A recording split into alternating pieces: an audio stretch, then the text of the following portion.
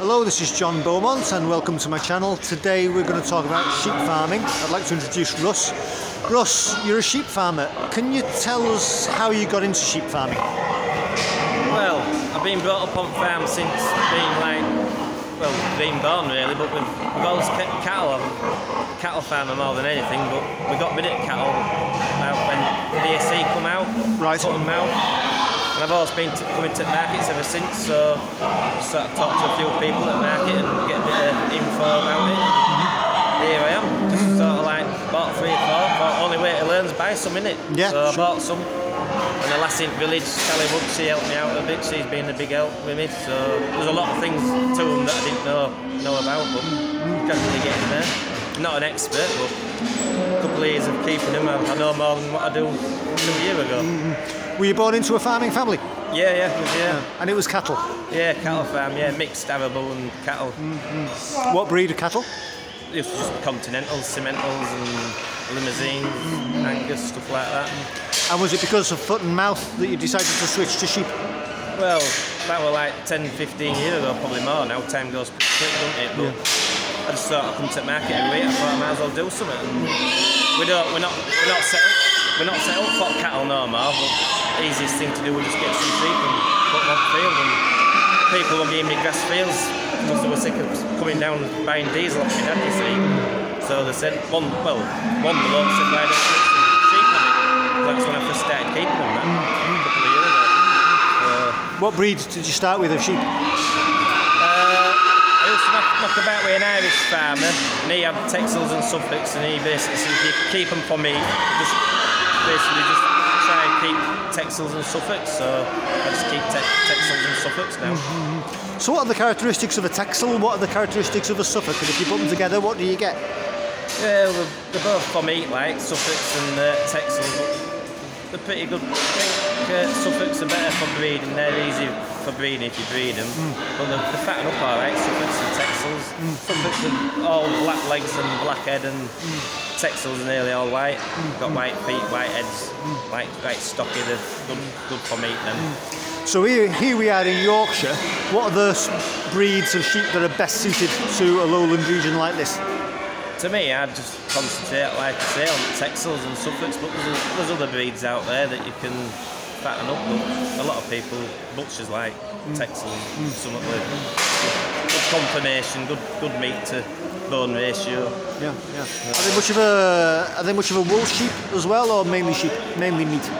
They can be for wool, yeah, but I think Texels are mainly for meat, Texels and Suffolks. You get other breeds out there, there's all these other off hills that are good for wool and that.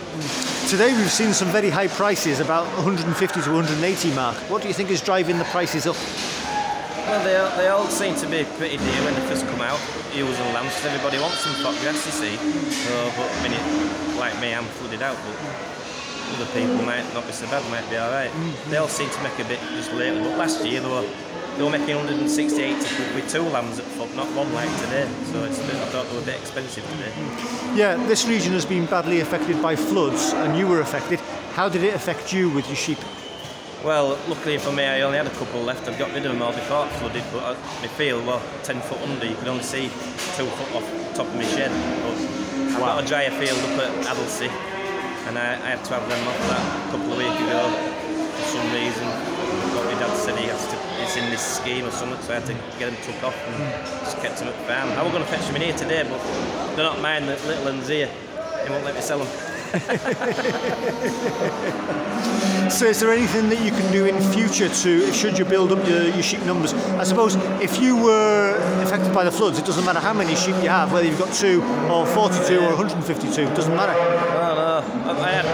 When I took them off, when it field was getting flooded, I had 48, but slowly started selling them through markets and selling them to private people.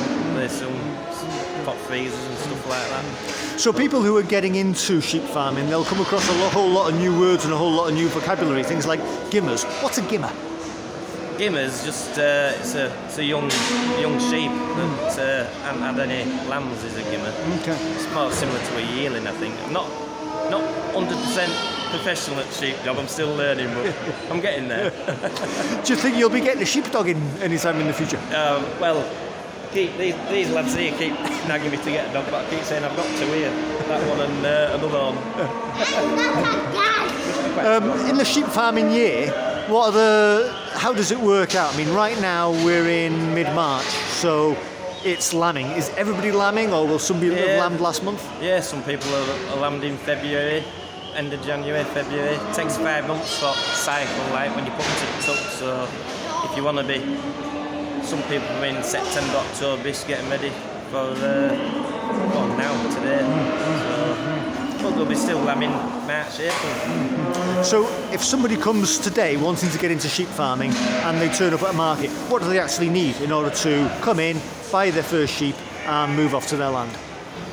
What's the procedure for buying? You've got to start off with buying at the right price to begin with. I mean, if you was coming into the job today and you didn't know the prices of them and they bought some of them, I would have thought they were too dear, really, to sell them. But it's alright if you're going to breed off your ewe, but if you just want that ewe and a lamb to sell, you're not going to make no on it.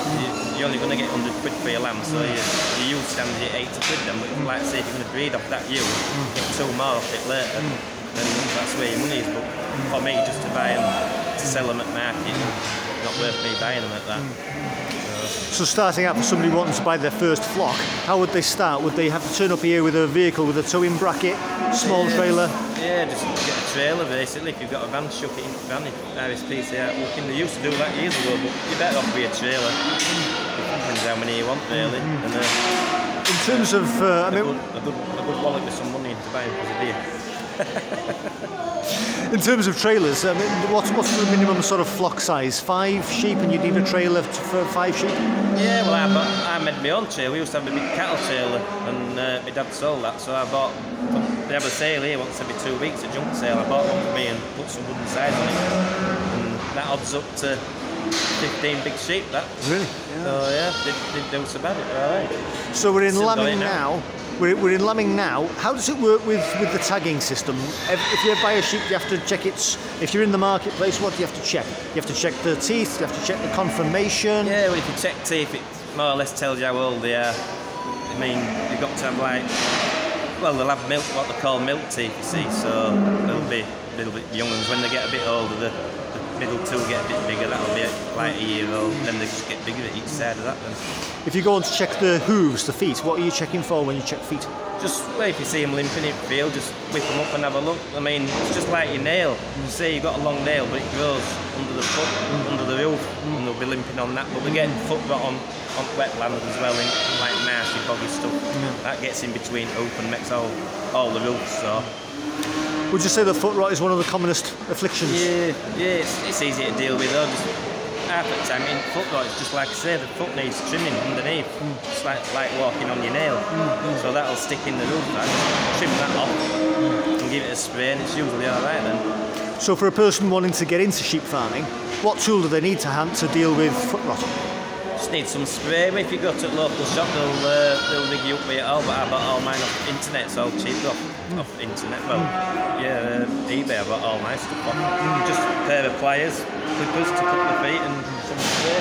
The clippers. Yeah. And are the clippers that you would use to deal with foot rot different from the clippers that you would use to clip a sheep's wool off? Yeah, they're different. Yeah, more like pliers, what they do for the feet, and shears are just a bit thinner. But I wouldn't like to do with shears. I've tried it, like, but I thought, well, no, what I got my mate to do them. If you had to identify sort of the top 2 or 3 diseases of sheep, would you say foot rot and what else? Orth? Yeah, you can get off. I had it. I caught it myself off.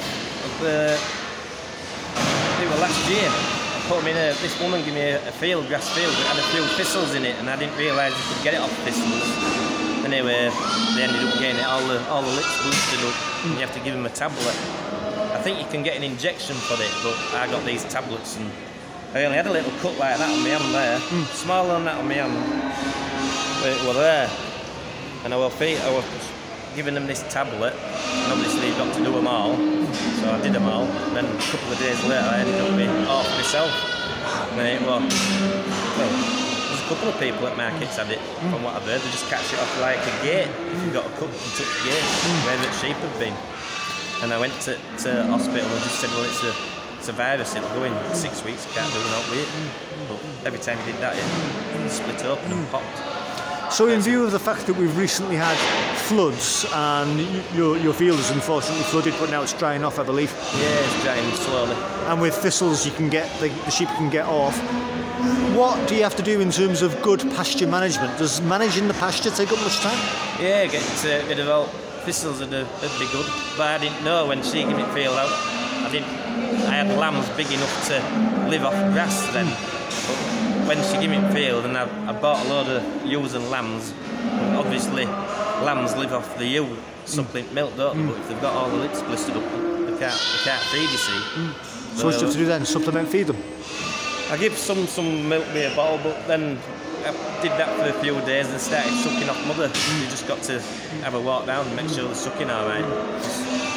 Obviously they live off that milk, don't they? Off the mum. So ideally, if your ewe is in lamb, what would you want? Would you want a single lamb, twins, triplets? What would you want? I'd have twins made. Don't pay to have a single lamb. Need twins. Really.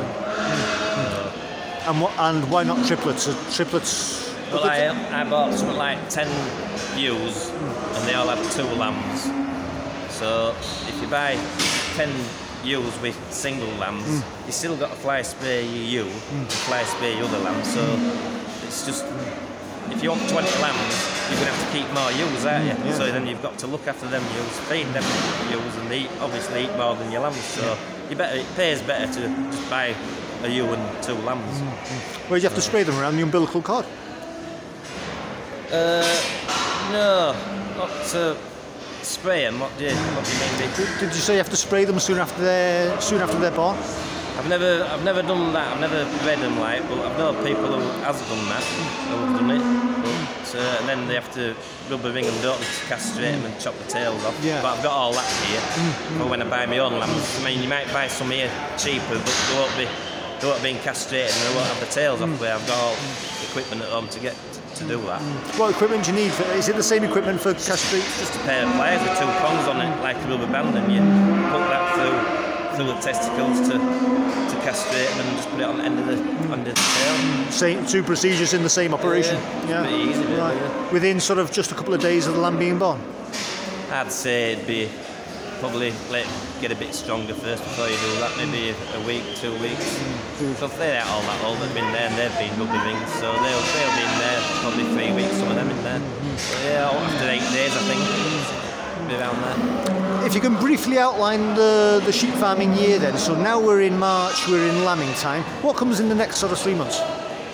Well, there won't be so many lambs coming through with ewes. They'll all been born by then, but they'll be weaned off by that time. They'll all be coming through markets as store lambs then. But you don't.